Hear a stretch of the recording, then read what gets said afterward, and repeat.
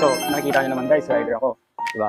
Kaibigan, katulad din ba kita ng isang rider na dati undecided talaga ako pagka namimili ako ng kapote. Tapos may mga kapote na napakahassle isuot. Yung pantalon ka pa, tapos pang ano, paano kung biglang umulan? So may papakita ko sa iyo, magandang kapote to. Kung undecided ka pa, pwede mo tong i-check. So ito yung poncho raincoat na tinatawag. So, madali siyang isuot. Pakita ko sa inyo kung gaano siya kaladaling isuot.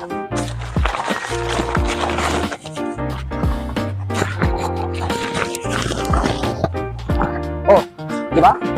Ilang segundo lang at suot ko na. Kaya pag biglang ulan, ready ka na kaagad. May brim na rin tong raincoat na to para hindi nababasa rin yung mukha ko pag ano. So pwede mong gawin, hood mo yan, isuot mo yung helmet mo, oh, edi hindi na masyadong matatalsikan ng tubig yung mukha ko. Diba? Pakita natin yung itsura.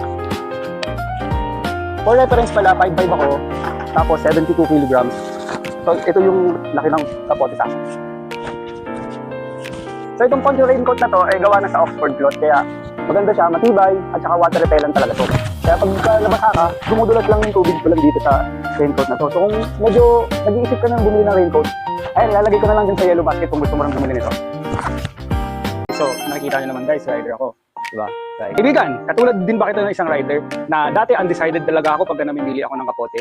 Tapos may mga kapote na napakahassle isuot. Yung pantalon ka pa, tapos pang ano, paano kung biglang umulan? So may papakita ko sa iyo, magandang kapote to. Kung undecided ka pa, pwede mo tong i-check.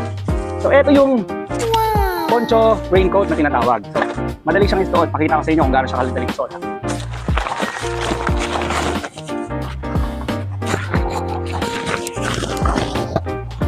Oh, di ba? Ilang segundo lang at suot ko na. Kaya pag biglang ulan, ready ka na kaagad. May brim na rin tong raincoat na to para hindi nababasa rin yung mukha ko pag ano. So pwede mong gawin, hood mo yan, isuot mo yung helmet mo, oh, edi hindi na masyadong matatalsikan ng tubig yung mukha ko. Diba? Pakita natin yung itsura. For reference pala, 5'5 ako, tapos 72 kilograms.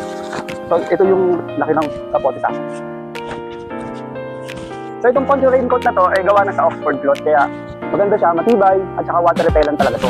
Kaya pag nabasa ka, dumudulas lang yung tubig ko lang dito sa raincoat na to. So kung medyo nag-iisip ka nang bumili ng raincoat, ayun, lalagay ko na lang dyan sa yellow basket kung gusto mo nang bumili nito.